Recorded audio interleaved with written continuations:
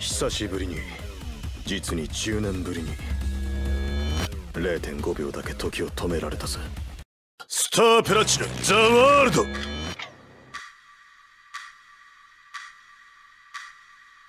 時は動き出す。 0.5 秒だけ時を止められたぜ。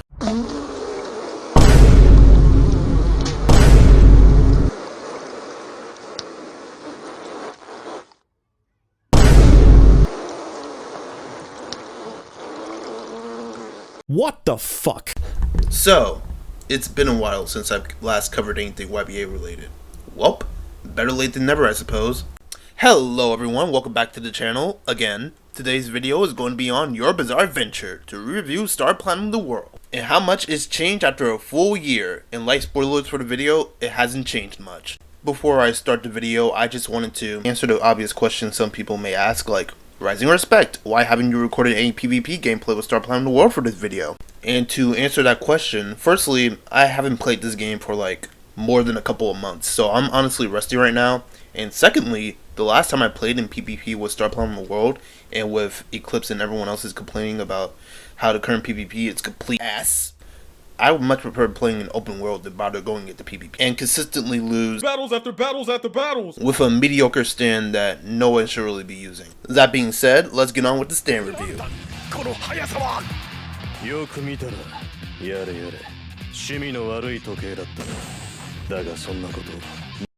Now, the first move we'll be talking about will be Aura Kicks. This move is a short flurry of kicks from Star Platinum that's super hard to counter and deals a good decent amount of damage. This move is actually pretty good with no major drawbacks. I say too good actually. One of the biggest issues with this move is that it's supposed to be something you can perfect block, similar to Star Platinum's Aura Kicks, but thanks to Uzu being so lazy to make an original move, he placed the band-aid on the moveset by making Star Platinum's Aura Kicks so fast to where you can't even react fast enough to even perfect block it, unless you're already predicting it. Another issue with this move is something everyone should be aware of at this point, is that the move is a copy-paste of Star Platinum's Aura Kicks, but faster! Star Platinum the World's Aura Kicks is just a better version of Star Platinum's Aura Kicks, which makes sense for a Requiem stand, but it's still just so lazy. Like, why couldn't you just replace this move instead with a normal kick move that stuns you and block breaks?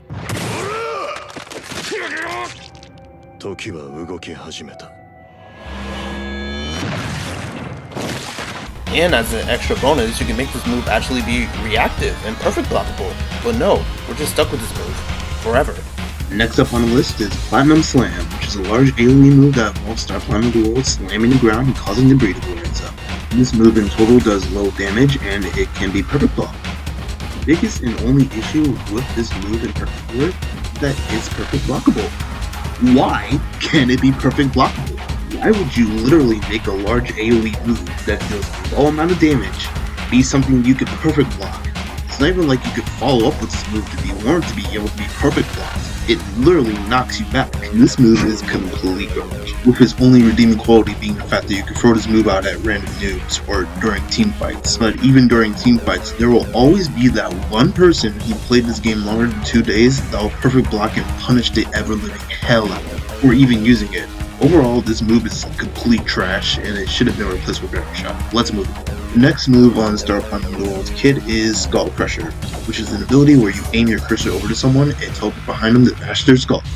The move itself is okay, nothing really to use much. Thankfully, Uzu finally made this move somewhat usable by making it to where you can't perfect block it anymore, but now you can just normal block it, which is good for this type of move and a great way to balance it out, not make it unbalanced and overpowered.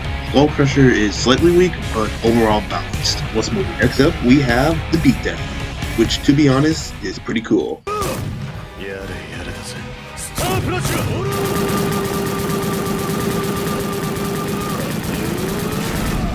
It's a decent damage dealer that looks pretty. There's nothing else really to talk about there. Now, last but most certainly least, Star Platinum the World's awakening skill called Combat Sleep, which is an ability where your base damage and speed increases tenfold and you gain a passive ability where you can just block and you can insta perfect blocks. I don't like this awakening for Star Platinum the World.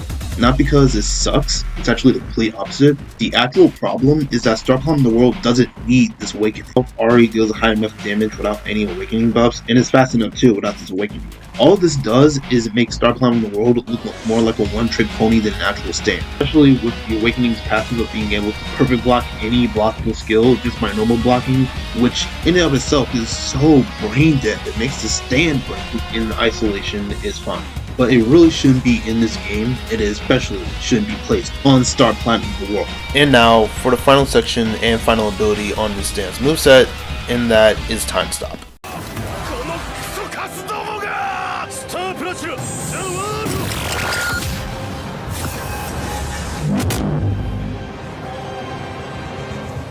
Our Platinum, the World, has the ability to completely stop time for a total of 8 seconds, and it's free to do whatever in the world of stop time.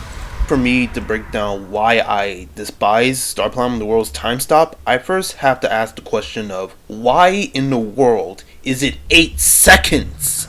Now, the obvious answer that people will throw out against me is, it's a Requiem stand, dude! Quit your yapping about how long it is when it's supposed to be a Requiem stand! And I think it's personally that time in the video where I finally debunked the fact that Star Platinum the World is a Requiem stand in game. Now, some of you, a very select few, may state the obvious that this isn't a Requiem stand, but what you're failing to see what I mean by that is, I mean that both lore-wise and in-game wise. Now, everyone might get confused by this, but let me elaborate on why Star Platinum the World isn't even a technical Requiem stand. Firstly, the lack of a Requiem ability. Star Platinum the World in this entire kit doesn't have an actual Requiem ability. And please, pretty please, don't say Combat Precision is a Requiem ability, because it's not a Requiem ability. It's literally just an unneeded power skill, and if an Awakening counts as a Requiem ability, then GER has 2 Requiem abilities.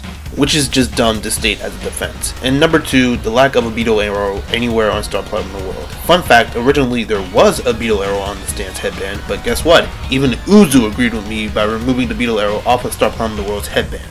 Yeah, remember earlier in the video when I zoomed in on Star Platinum the World's headband? Yeah, notice the lack of beetle arrow in his headband. So yeah, Star Platinum the World is not a Requiem stand in any way imaginable. And before you even defend the increase in time stop with the fact that it's an evolution of Star Platinum, let me remind you that the only person in the entirety of JoJo's Bizarre Adventure to stop time for longer than 5 seconds was Dio, after getting a major boost of power from Joseph's blood. No human in the entirety of JoJo has ever surpassed the limit of 5 seconds. Not even Diego from Part 7 can stop time for longer than 5 seconds after years of training his ability.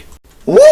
We finally made it to the end, and after reviewing the moveset of this stand and breaking down each move piece by piece, I can honestly say for certain that this stand is at best an above average one-trick pony that's best used only by noobs and against noobs, and at worst is a mediocre dumpster fire not even the worst player in this game should consider using. Anyways, that's all I have to say on that. If you enjoyed watching this long overdue video, be sure to like and subscribe, and I will see you all next time.